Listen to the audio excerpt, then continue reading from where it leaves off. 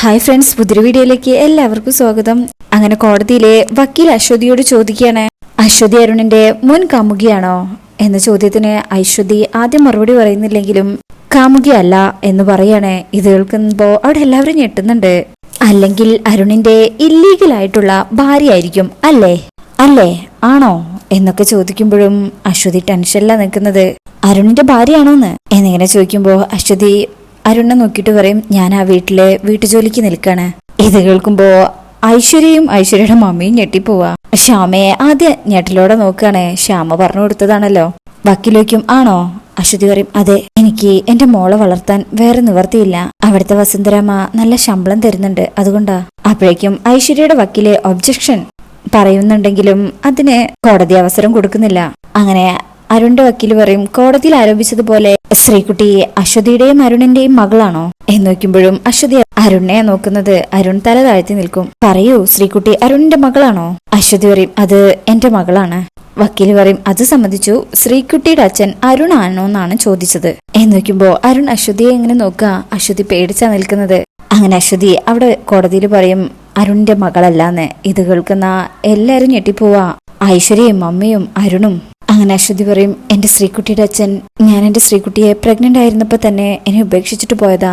ഇപ്പൊ എവിടെയാണെന്നൊന്നും എനിക്കറിയില്ല. ഐശ്വര്യയുടെ വക്കീലിന് ദേഷ്യം വരുന്നുണ്ട്. അശ്വതിയെ തുറച്ചു നോക്കുക. അപ്പോഴേക്കും ഐശ്വര്യ, അയ്യോ കോടതി, എന്റെ ജഡ്ജി മാഡം, ഇതൊന്നും വിശ്വസിക്കരുത്. ഇത് പച്ച കള്ളവാ. ഇത് അരുണിന്റെ മോളാ ശ്രീകുട്ടി.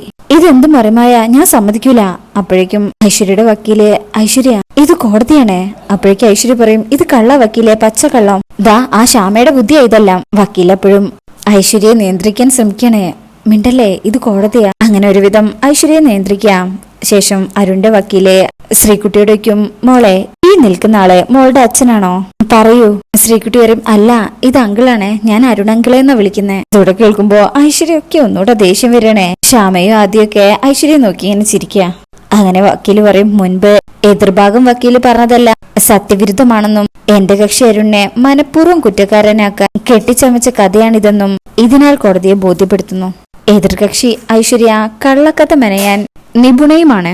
അരുണിന്റെ ജീവിതത്തിൽ അരുണിനെ മാനസികമായി പീഡിപ്പിക്കുകയും ഒരു വിധത്തിലും അവർ തമ്മിലുള്ള ദാമ്പത്തിക ബന്ധം മുന്നോട്ട് കൊണ്ടുപോകാൻ പറ്റാത്ത സാഹചര്യവുമാണ് നിലവിലുള്ളത്. ശ്യാമ സ്വത്ത് എഴുതി കൊടുത്തതിന്റെയും ഒപ്പം വിവാഹമോചനത്തിന് ഐശ്വര്യ ആവശ്യപ്പെട്ട തുക 75 ലക്ഷം രൂപയും ശ്യാമ സ്വന്തം അക്കൗണ്ടിൽ നിന്നും ഐശ്വര്യക്ക് നൽകിയതിന്റെ രേഖയും ഇവിടെ കോടതിയിൽ ഹാജരാക്കാണ് എന്ന് പറഞ്ഞ് ആ രേഖകളൊക്കെ കൊടുക്കണേ. ഇതൊക്കെ കാണുമ്പോ ഐശ്വര്യ ആകെ പേടിക്കുന്നുണ്ട്. ആയതിനാൽ എന്റെ കക്ഷിക്ക് ഈ ദുരന്ത ദാമ്പത്തിക ബന്ധത്തിൽ നിന്നും മോചനം കോടതി അനുവദിച്ചു തരണമെന്ന് താഴ്മയായി അപേക്ഷിച്ചു കൊള്ളുന്നു. ദാറ്റ്സ് ഓൾ യുവർ ഓണർ എന്ന് പറഞ്ഞ് അദ്ദേഹം അവിടെ ഇരിക്കുക. ഐശ്വര്യക്കും വക്കീലിനൊക്കെ ദേഷ്യം വരുന്നുണ്ട്. എല്ലാരും അവരെ തുറച്ചു നോക്കുക. അങ്ങനെ കോടതിക്കും അപ്പോ വിവാഹ മോചനത്തിന് ഐശ്വര്യക്ക് പൂർണ്ണ സമ്മതമാണോ എന്ന് നോക്കുമ്പോ ഐശ്വര്യ ആദ്യമൊന്നും പതറും. അല്ല. ഇത് കേൾക്കുമ്പോ എല്ലാരും പെട്ടെന്ന് പരസ്പരം നോക്കുക. അങ്ങനെ ഐശ്വര്യ പറയും, ഈ പറഞ്ഞ 75 ലക്ഷം രൂപ ശ്യാമ എനിക്ക് തന്നു എന്ന് പറയുന്നത് ശരിയാ. അത് ഞാൻ മുമ്പ് ഒരു അത്യാവശ്യത്തിന് ശ്യാമയ്ക്ക് കടം കൊടുത്ത തുക തിരിച്ചു തന്നതാ. അത് കേൾക്കുമ്പോ ശ്യാമ ഞെട്ടിപ്പോവാ. പിന്നെ മുമ്പ് ഞാൻ കോടതിയിൽ പറഞ്ഞ 250 പവൻ സ്വർണവും പിന്നെ എന്റെ മമ്മിക്ക് കിട്ടാനുള്ള തുകയെല്ലാം കിട്ടണം. അല്ലാതെ ഞാൻ ഡിവോഴ്സിൽ ഒപ്പിടില്ല. എനിക്ക് ആ പവനും തുകയും കിട്ടണം. അത് ദയവായി എനിക്ക് വാങ്ങിച്ചു തരണം. അപ്പോ ഐശ്വര്യയുടെ വക്കീല് പറയും, എന്റെ കക്ഷിക്ക് കിട്ടാനുള്ള എല്ലാ തെളിവും ഹാജരാക്കാൻ കോടതി സമയം അനുവദിച്ചു തരണമെന്ന് താഴ്മയായി അപേക്ഷിക്കുന്നു. കോടതി പറയും, ഈ കേസ് അടുത്ത മാസം 26-ാം തീയതിയിലേക്ക് മാറ്റിവെച്ചിരിക്കുന്നു. അങ്ങനെ കേസ് വീണ്ടും നീണ്ടിരിക്കുക. അങ്ങനെ കോടതിയിൽ നിന്ന് പുറത്തിറങ്ങിക്കഴിഞ്ഞാല് അരുണിന്റെ വക്കീല് പറയും, ശ്യാമയുടെ ഈ ബുദ്ധിയാ ഇപ്പൊ രക്ഷയായത്. അശ്വതിയെ കൊണ്ട് ആ കള്ളം പറയിച്ചത് നന്നായി. അശ്വതി ആകെ സങ്കടത്തിൽ കരഞ്ഞു നിൽക്കുന്നത്. ശ്യാമ പറയും, നിവർത്തികേട് കൊണ്ട വക്കീല്, അല്ലാതെ ഇങ്ങനൊരു കാര്യം അതും കോടതിയില് ഒരിക്കലും പറയാൻ പാടില്ലാത്തതാ. വക്കീല് പറയും, അരുണിനെ രക്ഷിക്കാൻ വേണ്ടിയിട്ടല്ലേ, അപ്പൊ സാരമില്ല, ശരിയെന്നാ ഞാൻ അങ്ങോട്ടെന്ന് പറഞ്ഞ് അയാൾ അവിടുന്ന് പോവാ. അശ്വതി അപ്പോഴും ഇങ്ങനെ സങ്കടത്തില് പൊട്ടി കരഞ്ഞു പോവാ. അബി എന്ന് അരുൺ വിളിച്ചു പോവാ. ആദ്യം പറയും, കരയില്ലേ എന്ന് പറയടാ. ശ്രീകുട്ടി പറയും, അമ്മ എന്തിനാ കരയുന്നത്? അമ്മ കരയല്ലേ? അരുൺ പറയും, അബി കരയില്ലേ, സാരമില്ല. എന്നാലും അരുൺ എന്റെ ആരുമല്ലെന്ന് ഞാൻ പറഞ്ഞില്ലേ. എന്റെ ശ്രീകുട്ടി അരുണിന്റെ മോളല്ലെന്ന് എന്റെ നാവ് കൊണ്ട് ഞാൻ പറഞ്ഞു പോയില്ലേ. അരുൺ പറയും, അബി അതിന് വിഷമിക്കുന്നത് എന്തിനാ?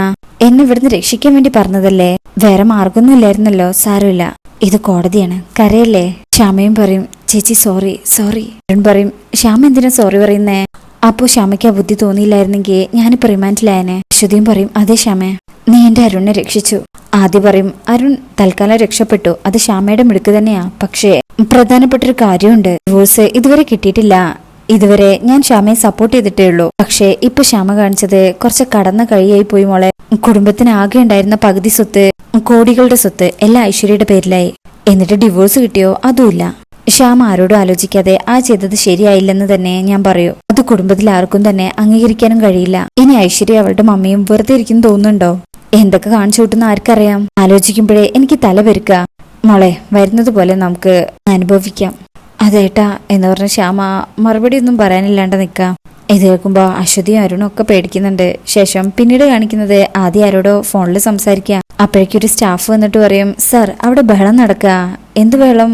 ആ സാറ് വന്നേ, അവര് സ്റ്റാഫിനെ എല്ലാം പുറത്താക്കുക. ആദ്യമൊക്കെ സ്റ്റാഫിനെ പുറത്താക്കേ? അതെ സർ, സാർ വന്നേ. അങ്ങനെ ആദ്യം അങ്ങോട്ട് പോകുമ്പോണ്ടാവും അവിടെ ഐശ്വര്യ എല്ലാവരോടും പൊട്ടിത്തെറിക്കുന്നേ. മതി, എല്ലാരും ഇറങ്ങിക്കോ. നിങ്ങൾ ആരും ഒന്നും പറയണ്ട, ഇറങ്ങു പുറത്ത്. എല്ലാം ശ്യാമയുടെ ആൾക്കാരാ. ദാ നിന്നെയൊക്കെ ഇന്ന് പിരിച്ചുവിട്ടിരിക്കുക. അപ്പോഴേക്കും എന്താ ഇവിടെ എന്ന് വെച്ചോണ്ട് ആദ്യം വരിക. ഐശ്വര്യ അപ്പോഴും സ്റ്റാഫിനോട് ദേഷ്യപ്പെട്ടുകൊണ്ടിരിക്കുക. എന്തൊക്കെയാ ഇവിടെ കാണിക്കുന്നേ? നിങ്ങൾ രണ്ടുപേർക്കും എന്താ ഇവിടെ കാര്യം? ഐശ്വര്യ പറയും, മമ്മി കേട്ടില്ലേ നമുക്കിവിടെ എന്താ കാര്യം? മമ്മി ഇങ്ങനെ പുച്ഛിച്ച് ചിരിക്കുക. ഐശ്വര്യ അവിടെയുള്ള ആ ചെയറിൽ കയറി ഇരിക്കുക. ഐശ്വര്യ എന്തായി കാണിക്കുന്നേ? ഐശ്വര്യ പറയും, എന്താ ഏതാന്നേ ശ്യാമയോട് തന്നെ വിളിച്ചു ചോദിക്കേ, അപ്പൊ മനസ്സിലാവും. ആദ്യം പറയും, ദേ എന്റെ സ്വഭാവം മാറ്റരുത്. ഐശ്വര്യ പറയണേ, ആദ്യേട്ടാ ഏട്ടനോട് എനിക്കൊരു വിരോധമില്ല. പക്ഷേ ഈ ഓഫീസ്, ഫാക്ടറി എല്ലാം ഞങ്ങളുടേതാ. ഞാൻ MD, എന്റെ മമ്മി വൈസ് ചെയർപേഴ്സൺ. അതൊക്കെയാണ് തീരുമാനം. ശ്യാമെങ്ങ് വരട്ടെ. എന്നെ ഇവിടുന്ന് അപമാനിച്ച് പുറത്താക്കിയവളാ ശ്യാമ. എന്റെ അധികാരം എന്താണെന്ന് ശ്യാമ ഇനി ശരിക്കും അറിയും. വാ മമ്മി, നമുക്ക് MD ക്യാബിനിലേക്ക് ഇരിക്കാം എന്ന് പറഞ്ഞിട്ട് അവിടുന്ന് പോവാണേ. ആദ്യം മനസ്സിൽ വിചാരിക്കും, ഇനി താമസിച്ചിട്ട് കാര്യമില്ല, എന്താ കാര്യന്ന് ശ്യാമയോട് തന്നെ ചോദിക്കാം എന്ന് പറഞ്ഞ് ശ്യാമയെ വിളിക്കുക. ശേഷം സ്റ്റാഫുകൾ അവിടെ സംസാരിക്കുന്നുണ്ട്. ശ്യാമ മേഡത്തിന്റെ കൂടെ നിൽക്കുന്നതല്ലേ നമ്മുടെ കുറ്റം. എന്തായാലും ശ്യാമ മേഡം നമ്മളെ കൈവിടില്ല എന്നൊക്കെ ഇങ്ങനെ സംസാരിച്ച് നിൽക്കുമ്പോഴേക്കും ശ്യാമ വരിക. ആദ്യം പറയും, എന്താ ശ്യാമ ഇതൊക്കെ? നീ എന്ത് ബുദ്ധിമോശമായി കാണിച്ചത്? സ്വത്തെല്ലാം ഐശ്വര്യയുടെ പേരിൽ എഴുതി വെച്ചില്ലേ? ഇപ്പൊ കണ്ടില്ലേ അനുഭവിക്കുന്നത് ഈ പാവം സ്റ്റാഫുകളാ. അങ്ങനെ അവിടെ ഉള്ളവരൊക്കെ പറയും, മേഡം ഞങ്ങളെ പെട്ടെന്ന് ഇറക്കി വിട്ടാ ഞങ്ങളൊക്കെ എന്ത് ചെയ്യും? മേഡം ഇതിനൊരു പരിഹാരം കാണണം. ഒരാള് പറയും, ഹസ്ബൻഡ് സുഖമില്ലാതെ കിടക്കുക, ഈ ജോലി പോയാലേ മക്കള് പട്ടിണിയാവും. ഇതൊക്കെ കേട്ട് ശ്യാമ ഇങ്ങനെ ഒന്നും പറയാണ്ട് നിൽക്കുമ്പോഴേക്കും ഐശ്വര്യ വരിക. അതൊക്കെ മുമ്പ് ഓർക്കണായിരുന്നു. ആദ്യം പറയും, ശ്യാമേ ഇതിനൊരു പരിഹാരം കാണേ. ഐശ്വര്യ പറയും, അതേട്ടാ ശ്യാമ വിചാരിച്ചാൽ ഇനി ഒന്നും നടക്കാൻ പോകുന്നില്ല. ആദ്യക്കും, ശ്യാമേ ഇതിന് പരിഹാരമില്ലേ? നിന്നെ കൊണ്ടൊന്നും പറ്റില്ലേ? ശ്യാമ പറയും, അതേട്ടാ കുറച്ചൊന്ന് ക്ഷമിക്കേ. നിങ്ങൾ എല്ലാവരും എന്നോടൊന്ന് ക്ഷമിക്കണം, എല്ലാം ശരിയാവും, ഞാനാ പറയുന്നത്, ഉറപ്പ്. അപ്പോഴേക്കും സ്റ്റാഫൊക്കെ പറയും, ശ്യാമ മേഡത്തിന് ഞങ്ങൾക്ക് വിശ്വാസമാണെന്ന്. ഇത് കേൾക്കുന്ന ഐശ്വര്യയും മമ്മിയും പൊട്ടിച്ചിരിക്കുക. ശ്യാമ അപ്പോഴും പറയും, എന്റെ കണ്ണന്റെ അനുഗ്രഹം കൊണ്ട് എല്ലാം ശരിയാവും, ശ്യാമയാ പറയുന്നേ എന്നൊക്കെ പറഞ്ഞിട്ടാണ് ഈ എപ്പിസോഡ് കഴിയുന്നത്. പിന്നീട് കാണിക്കുന്ന പ്രമോലെ ആനന്ദ നിലയത്തിലെ വസുന്ധര ആനന്ദേട്ടനോട് പറയണേ, ഇനി അവള് വന്ന് നമ്മളോട് ഈ വീട്ടിൽ നിന്ന് ഇറങ്ങാൻ പറഞ്ഞാൽ ഇപ്പൊ ഇറങ്ങി കൊടുക്കണം, അല്ലാതെ പറ്റില്ല എന്ന് പറഞ്ഞു നിൽക്കുമ്പോഴേക്കും ഐശ്വര്യയും മമ്മിയും കൂടെ അങ്ങോട്ട് വരികയാണേ. മമ്മി പറയും, തൽക്കാലം ആ സെറ്റിൽ നിന്നൊന്ന് എഴുന്നേറ്റേ, നല്ല ക്ഷീണം, ഇവിടെ വിശാലമായിട്ടൊന്ന് ഇരിക്കണം. എന്നാ വസുന്ധര അങ്ങോട്ട് ദേഷ്യപ്പെടുന്നുണ്ട്. അപ്പോഴേക്കും ശ്യാമയും ആദിയും അശ്വതിയും എല്ലാവരും അങ്ങോട്ട് എത്തണേ. ഐശ്വര്യ ശ്യാമയുടെ അടുത്ത് എന്നിട്ട് പറയും, ശ്യാമേ ഐശ്വര്യ തുടങ്ങിയിട്ടേ ഉള്ളൂ, നീ സൂക്ഷിച്ച ശ്യാമേ എന്നൊക്കെ പറയുന്നുണ്ട്. എന്തായാലും ശ്യാമ വെറുതെ സ്വത്തുക്കൾ അങ്ങോട്ട് എഴുതി കൊടുക്കില്ല, എന്തെങ്കിലും ഒരു കാര്യം കൂടി അതിന്റെ പിന്നിൽ കാണും. അപ്പൊ അതൊക്കെ എന്താണെന്ന് അറിയണമെങ്കിൽ നമുക്ക് അടുത്ത എപ്പിസോഡിൽ വെയിറ്റ് ചെയ്തേ പറ്റൂ. ഈ റിവ്യൂ ഇഷ്ടപ്പെട്ടിട്ടുണ്ടെങ്കിൽ ചാനൽ എല്ലാവരും ഒന്ന് ലൈക്ക് ചെയ്ത് സബ്സ്ക്രൈബ് ചെയ്ത് സപ്പോർട്ട് ചെയ്തേക്കണേ. താങ്ക്